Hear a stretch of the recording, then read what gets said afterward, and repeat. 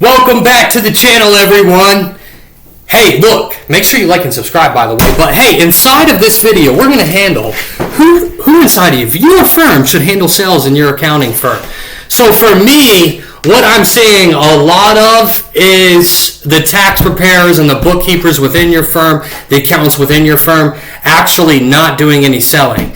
And we can't have that going on. If nobody has any skin in the game, right, the firm becomes passive. You're going to start waiting for leads, waiting for referrals, waiting for tax season, and waiting for someone else to come in and create growth. We can't have that happen. That's not a business. That is hope without a logo. So today I'm going to teach you how an accounting firm should actually handle sales, guys. How to build a sales team and what KPIs matter in that sales team, how bookkeepers and tax preparers should think like salespeople, and how to create a real revenue system within your firm. So I think the big mistake is that you guys view yourselves as accountants. You think, I'm not salesy, I'm just an accountant, I don't want to pressure people, I'm better with numbers than people. And that mindset right there, that destroys growth. Guys, sales is not pressure. Sales is just structured communication. You have to diagnose within sales, okay? Sales is helping someone understand the cost of staying where they are. And if you can ask questions, listen carefully, explain financial consequences, and recommend a solution, then guys, you can sell. That means your bookkeepers can sell, your tax preparers can sell, your accountants can sell, and the firm owners can sell. So whoever is closest to the problem within the firm needs to be the one shutting the deal down, right? So let me give you a nice process and teach you how this should be run, right? So number one, when you're starting off and you have a small accounting firm, the firm owner needs to be the one making the sales first, right? Because sales teaches you the market, it teaches you what clients care about, it teaches you their fears, objections, budgets, expectations, and decision-making process. If the owner refuses to sell, guys, the owner becomes what? They become disconnected from the marketplace, and we cannot have that. But as the firm grows, sales, they also cannot stay trapped inside of the owner's head. We have to have a system here in play. So here's the progression. Write this down. Stage one. Okay, stage one, the owner handles sales. The owner handles sales. That means discovery calls, the pricing, the closing, the follow-up, the referral ask. This is best when the firm is small. Okay, the owner should personally sell until the process is clear. Stage two, all right, stage two is sales support. Sales support. Bookkeepers and tax preparers need to start identifying opportunities. They do not need to close everything, but guys, what they do need to do is recognize sales moments. So an example for you, a bookkeeping client says, I'm not sure why our cash is always tight. Well, this is an advisory opportunity. A tax client says, I made more money this year, but somehow kept less. That is a tax planning opportunity right there. Don't miss it, all right? A business owner says, I don't really know my numbers, and that is a bookkeeping opportunity. Your technical team must be trained to hear what? A business pain. Business pain. I need them to start looking for business pain. I need them to identify it, and let's close the deal down. And then tailor your presentation to solve that pain, right? All right, the next stage is dedicated sales roles. We got to get those, okay? Once there is enough lead flow, you can add a dedicated sales role. This person handles new client consultations, follow-ups, proposals, pipeline management, okay, reactivating those campaigns. But here's the key, all right? A salesperson in an accounting firm cannot sound like a pushy closer. They must sound like a financial guru. What does that mean? They need sales skill and business acumen. Where do they learn it? They need to go to Universal Accounting Center, get our certifications, or they need to watch my sales videos and learn how to sell. One or two options. Either way, you will win at the highest level. All right, let's go to stage four, okay? The revenue team. Guys, we need a revenue team. Eventually, your firm needs a full revenue function. Marketing creates attention. Appointment setting creates conversations, okay? Sales converts opportunities. Operations deliver the service, okay? Account management expands client value. Leadership tracks KPIs. Guys, that is when you stop having random growth and start having controlled growth. All right, now let's move to the next module, Module 3. The accounting firm revenue model. Okay, guys, listen, an accounting firm has three major revenue levers. All right, we have acquisition, we have getting new clients. Example, new tax clients, all right, new bookkeeping clients, new payroll clients, new advisory clients. Here's the question. How many new qualified opportunities are we creating every week? All right, that's the question you need to be asking yourself. 2, expansion, selling more value to existing clients. Some examples would be tax client becomes bookkeeping client. Bookkeeping client adds payroll. Monthly client adds advisory. Tax prep becomes tax planning. Okay, so the question is, how much more value can we ethically provide to the clients we already have? That's what you need to be asking yourself. And step 3 in that process is retention, keeping clients longer, obviously. Better onboarding, guys. Monthly reporting calls. Okay, we got to report the calls monthly, got to listen to those, got to enhance those, fine tune those. Proactive communication and a clear renewal process. A clear renewal process. So the question needs to be, are clients staying because they see value or just because they forgot to leave? So a real firm is going to track all 3. Most firms only track work completed, and that is not enough. All right, so part 4, module 4, title this, and make sure you're writing all of this down, is Sales KPIs for an Accounting Firm. Guys, you cannot manage what you do not measure, all right? Here are the KPIs that you need to track weekly. So lead KPIs, okay? So new leads created, referral leads, website leads, reactivated old leads, networking leads, social media conversations started. And this, what this is going to do, this tells you if the top of the funnel is alive or dead, okay? We have activity KPIs, okay? Activity KPIs, calls made, email sent, text sent, LinkedIn messages sent, follow-ups completed, old clients reactivated. Guys, sales is not magic. It is controlled activity. No activity means no pipeline. No pipeline means no revenue. All right? The next one is conversation KPIs. Conversation KPIs. So we got to measure the conversations held, discovery calls booked, discovery calls completed, the no-show rate, the rescheduled rate. Guys, a firm does not grow from leads. It grows from conversations and conversions. Okay, that leads me into my next KPI. Conversion KPI, slow close rates. We got to manage those. Proposal sent rate. We got to manage those. Proposal accepted rate. Average deal size. Time to close. Lost deal reasons. What's the reason we lost a deal? We got to fix that. Okay? This shows whether your sales process works or not. The next one is revenue KPIs. You need to be managing new monthly recurring revenue, one-time project revenue, advisory revenue, tax planning revenue, total collected cash, revenue by service line. Revenue is not just what you sell, it's what you collect.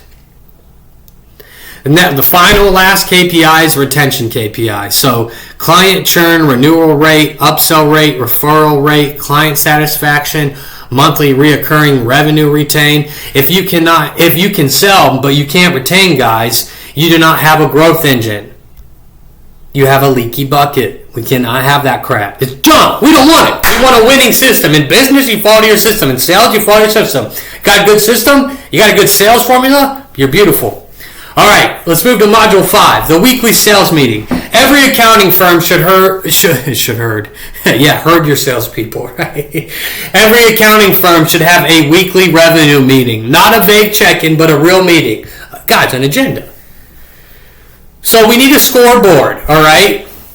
And you need to review new leads, calls, conversations, discovery calls, proposals, closed clients, the revenue, cash collected. No stories first, numbers first. No excuses. No guys, no bull jive. All right, we got to manage by the numbers. Who cares what you did at close? All right, let's follow up with them. So let's go to the next thing. Pipeline review. Look at every open opportunity. Ask, who is the prospect? What problem do they have? What is the financial impact? What service fits? What is the next step? What is the next follow-up? What can stop this deal from closing? Okay, if there is zero next step, I don't call that a pipeline. I call that a wish list. All right, number 3 in this process is lost deal review. So this is where the firms get so much better. All right, you got to improve on what you lost on. So ask your salespeople, ask your tax preparers and bookkeepers, why did we lose? right? Was it price? Was it trust? Was it urgency? Was it timing? Was it poor discovery? What we present too early? Did we fail to show ROI? Lost deals. Can't have them. Can't have them. All we can do is learn from them. So even if you do lose them, who cares? They're opportunities to learn from.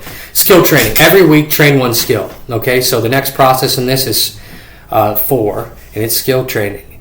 Every week, you need to train one skill. Okay, so guys, have some fun with it too. Train on your opening of the sales calls, asking pain questions, pricing with confidence, explaining ROI, handling too expensive, asking for referrals, closing the next step. Do not train everything at once. Train one skill deeply. In fact, you can even have your people watch my videos and then write a 3 to 5 report on what they learned, right? That would help you tremendously. Let's go to Module 6, how bookkeepers sell.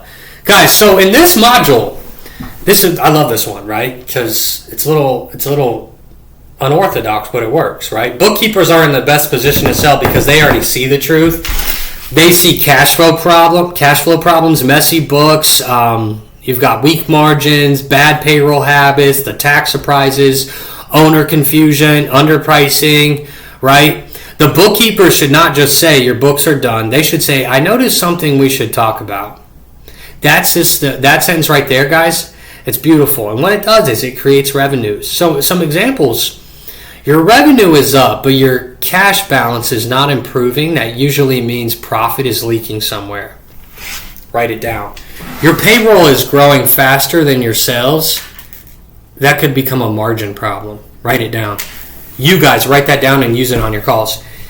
Hey, John, so you had 3 months where expenses jumped, but revenue did not. We may want to review that before it becomes normal. See, that is selling, not pitching, not pressuring, but diagnosing. So let's go to Module 7, how tax preparers sell. Guys, tax preparers have one of the greatest sales opportunities in the entire firm. Why? Because tax pain is emotional. People hate surprises, they hate overpaying, and they hate not knowing what is coming. So this is what a tax preparer should listen for. Oh man, I owed more than I expected. I don't understand why my taxes are so high. I started a business this year. I bought property. I hired employees. I made more money but kept less. I need to plan better next year. Well, those are not casual comments. Actually, what those are what I call buying signals. So the tax preparer should say and write it down, train them, make sure they say it. Based on what you just said, preparation alone may not be enough. Preparation looks backwards. Planning looks forward. We should probably talk about a planning session so next year does not surprise you the same way. Boom! Let me say it again for you. Hey, based on what you just said, preparation alone may not be enough. Preparation looks backwards. Planning looks forward. We should probably talk about a planning session so next year doesn't surprise you the same way that this year did. Boom! That is how a tax preparer sells ethically. So let's move to Module 8. This is beautiful. Obviously, it's my favorite part of the module. Title it Sales Training System. Sales Training System. Guys, your team does not rise to your expectations, okay? They fall to the level of their training. And this is how you need to train your sales team. Monday, pipeline and numbers. Review KPIs. Hey, who has opportunity? Who needs follow-up? Where's revenue stuck? Tuesday, role play. Practice real situations with them, not fake corporate role play. Guys, real objections. If they miss an objection, charge them $5. It works, trust me. They'll never miss an objection again. Hey, here are some real objections. It's too expensive. I need to talk to my spouse. I already have a CPA. I only need taxes. I'll call you after tax season. I want to think about it. You got to knock those out. Kill those. Wednesday, call review. Listen to actual calls, guys. Find where trust was built, where discovery was weak, where the seller talked too much, where the prospect revealed pain, where the close was missed, right? Game film builds champions. Just remember that. Thursday, hey guys, offer an ROI training. Teach them how to explain value, not features. Value, bad. We don't want this. We don't want to say this on our calls. We do bookkeeping, payroll, and advisory. That sucks, right? This is what you want to say on the phone. We help you know where your money is going, protect you from tax surprises, and give you better numbers to make decisions. It's way differently. All right, Friday. Follow-up discipline. Follow-up discipline, okay? Review the stuck deals. send follow-up, ask for decisions, reactivate old opportunities. Guys, most firms lose money because they do not follow up. They do one conversation, send one proposal, and disappear. That's not sales. I call that quitting. All right, number 9, the sales framework, okay? The sales call framework. Well, I'm doing a lot for you guys in this video. Just remember, everything I give you, you could buy a sales program that costs probably 50 grand, and you won't learn as much as I'll teach you for free. So, every accounting firm, I want you to understand this, every accounting firm should use a simple call structure, okay? Now let's run through the steps here. So step 1 is set the frame. Hey, thanks for taking the time today. My goal is to understand what is going on with your business, what you need help with, and whether we are the right fit. If we are, I can walk you through what working together would look like. Does that sound fair? That creates control, all right? Let's go to step 2. I need you to diagnose. So what you ask is, hey, so what made you reach out? Here's another good one for you. And you can ask all of these together, right? So use your common sense. Here's one for you. What is currently happening with your books or taxes? Talk to me about that. What have you already tried? What is this costing you in time, money, or stress? Hey, what happens if we don't get this fixed? What would a successful outcome look like for you 6 months from now? Talk to me about that. All right, let's go to step 3. Quantify the pain. All right, quantify the pain. Guys, accountants must learn to attach numbers to problems. You've got to figure that out. So you have to ask, how many hours a month are you spending on this, Mark? What do you think this is costing you? How much did the tax surprise impact cash flow this year? How much revenue are you doing monthly? What would better financial visibility allow you to do? Guys, if you do not quantify the problem, your price feels expensive. When you can't quantify the problem, your service becomes the solution. All right, step 4 is present the solution. Do not list your services, right? You have to connect the service to the problem. Hey, Janet, you told me your books are behind. You do not trust the numbers, and you're making decisions without clarity. So the first priority is monthly bookkeeping cleanup and reporting. After that, we can look at tax planning so you're not surprised again next year. That sounds professional, consultative, and guys, that's what closes the deal. So the step 5 would be close. Close, the next step. Don't end this weak, and don't end this with hesitancy in your voice. They feel that in your tonality. This is what you don't want to say. Well, let me know what you think. This is what you want to say. Hey, based on everything that we discussed today, this is exactly what I would recommend. The next step is getting you onboarded so we can start cleaning this up. Boom. And then just get the offer sent over. Simple, direct, and professional. All right, Module 10, the owner's role. Module 10, the owner's role, right? Let's have some fun. The owner should not say, hey, my team needs to sell more. The owner must build the system. The owner is responsible for clear offers, clear pricing, clear sales process, clear KPIs, clear follow-up rules. Hey, we need accountability and we need training. You have to remember, a confused team cannot sell clearly. If your offer is vague, your team will sound vague. If your pricing is inconsistent, your team will lack confidence. If your follow-up sucks, your deals will die.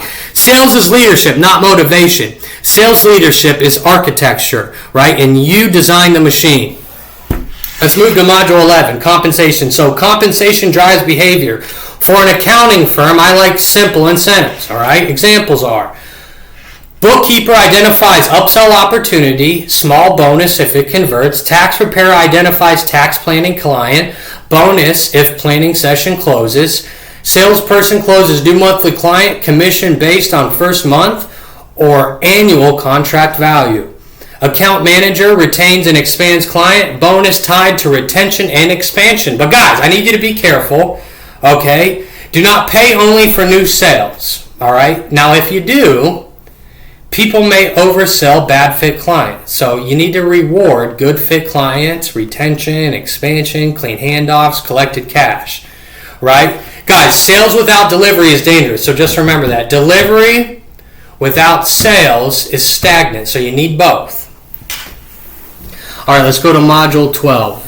I call this the culture shift. The culture shift, right? Here's the mindset that shifts your entire firm. Everyone is not a closer, but everyone is a part of the revenue.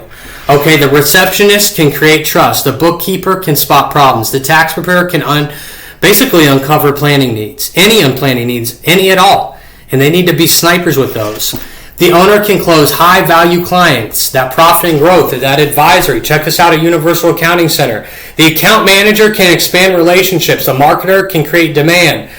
You have to understand, revenue is not one person's job. Revenue is the result of the whole firm understanding the client value. Your team does not become pushy. They need to become commercially aware. They need to understand when clients speak, they reveal needs. When they reveal needs, we diagnose. When we diagnose, we recommend. When we recommend, we help. And that's sales.